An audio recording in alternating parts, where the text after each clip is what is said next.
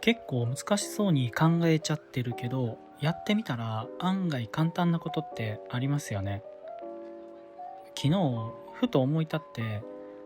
牛タンシチューを作ってみようかなと思ったんですよ。牛タンのシチューって、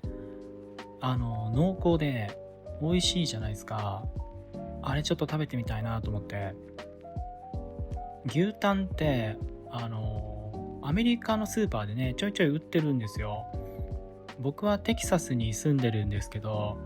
テキサスに HEB っていうスーパーがあって、そこって地元のスーパーなんですけど、すごい人気で、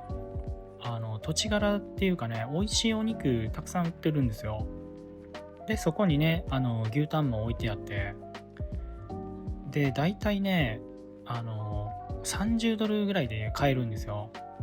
牛の下が1本。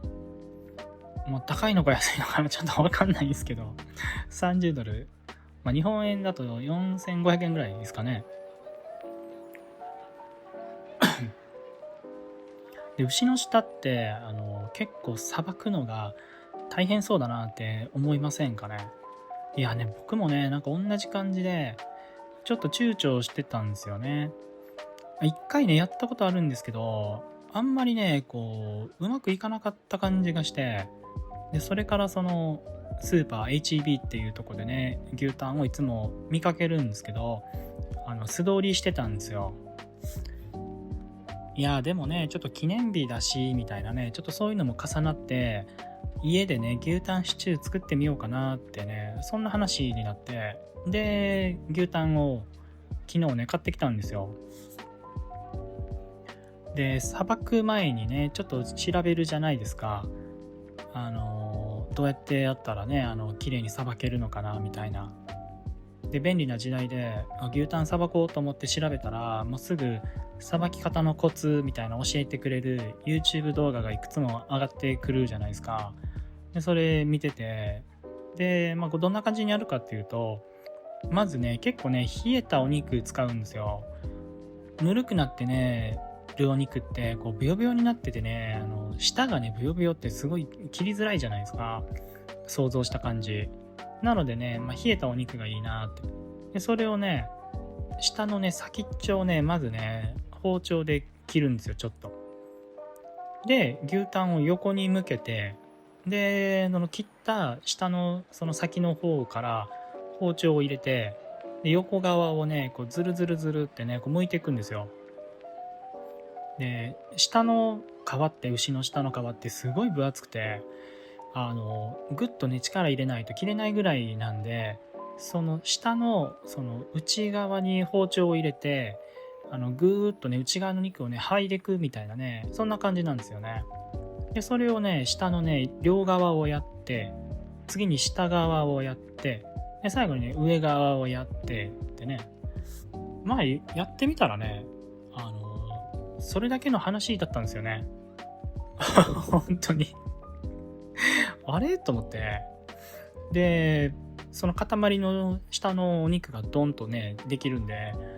牛タンシチューもいいけど、ちょっとこれこのまま焼いて食べてみようかなと思って、で、そのままね、ホットプレートで焼いたんですよね。そしたら、めちゃくちゃ美味しくて、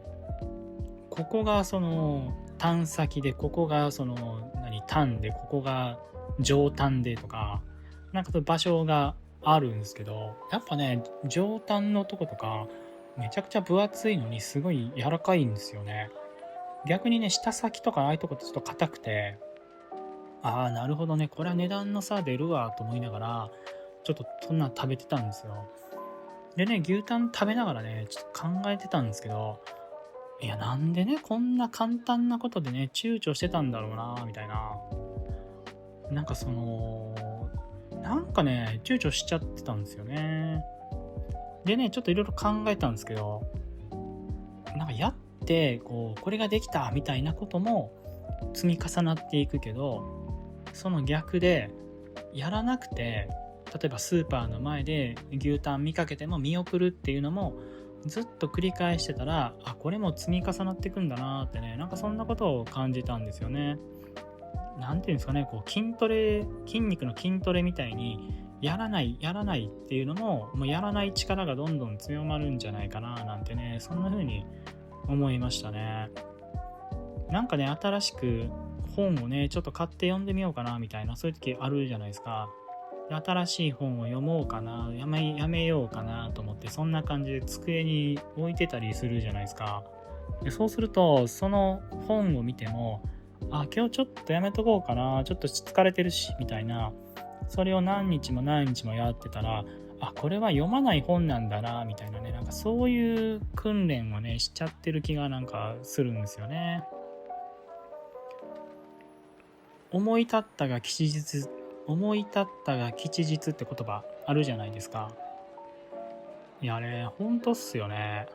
本当に。なんか気持ちがね、せっかく高まったのに、その時にね、なんかちょっとでもね、やったらいいなとか思いますよね。ちょっとやってんのも、たくさんやってるのも、なんかね、本当のところちょっと実は一緒なんじゃないかなとか思って、そこに区別は実はなくて、そっちの方向に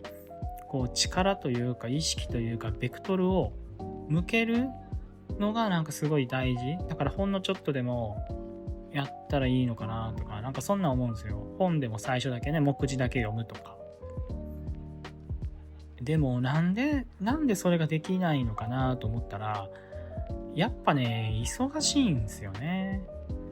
なんで忙しいんだろうね。どう思いますかね。忙しいってね、これもね、ちょっと考えたんですけど、結局ね、なんか自分でね、こう忙しさって割と自分で詰め詰めにしてんすよね。そんなね、詰めなくていいのに、こっちの方が効率がいいんじゃないとか、こっち集中してやったら早いんじゃないとか、なんかそう計算して、自由な時間をなんかこううまく設定せずに、こう詰めた予定をなんか立ててしまうっていうか、もっとね、心のこの余裕というかね、心のままいけるようにね、あらかじめもうなんか余裕を作っちゃうみたいな。何か入ってきた時に、それもまあやれる余裕があるように、あらかじめその幅をもう作って、こう予定を立てていくというか、なんか旅行する時も、例えば3泊4日とかで行くなら、例えばこの日の午後はなんか何も予定をあえて入れてないとか、その日その場で感じたことやってみようみたいな、なんかそういう感覚がいいなとか思って、なんかその方があんま詰めない方が実はちょっと近道なんじゃないのみたいなね、なんかそんなことを、感じますね。でもリズムっすよね。自分がどんなリズムが好きかみたいな。でそのリズムで成り立つように自分の周りをこう設計していくし、設計されていくから、やっぱ自分の好きなリズムを思い描いて、そう振る舞っていくのが大事なんじゃないかなってね、そんなことを思いますね。最近ね、株やってるんですけど、株ってこう持ってて、である程度こう伸びてきたら、ここで一回利益をね確定したいなとかなるじゃないですか。でそしたらそこで一回キャッシュに現金に変わるじゃないですか。株を売るんでね、利益を確定したら現金になるんで、そしたらね、またその現金をね、新しい投資先何にしようかなって、またそっちにね振り分けなきゃいけないんですよね。でなんかどうしようかなとかと思ってたんですけど、でも自分がリサーチするタイミングとか、どれぐらいの頻度で新しい商品が投資したいものが発見されてくるかって、もう自分のリズムがあるじゃないですか。で今度はそれを買って、そしてそれがまた伸びてったり、損切りされたりして、また現金に変わってくっていう、またそのリズムもあるじゃないですか。なんかそのリズムが大事で、それは自分のリズムなんだから、それでお金がちょっとダブついたりとかするんだったら、じゃあ1回にかける金額を増やせばいいし、なんかそのリズムでかけるお金が足らなくなるんだったら、じゃあ1回にかける金額を減らしたらいいというか、ね。なんかそういう風に自分の心地よく続けられるリズムがなんか一番大事で、それに合わせて周りをちょっと置いていくっていうのがいいんじゃないかなみたいなね。なんかそんなことをね、考えたりしますね。どう思いますかね。そんなうまくいきますかね。なんか何人でね、何をやってるかとかね、なんか一緒に行動してる人数とかも関係あるなとかね、そんなことをちょっとね、考えたりしますね。なんかどう思うか教えてくれたら嬉しいです。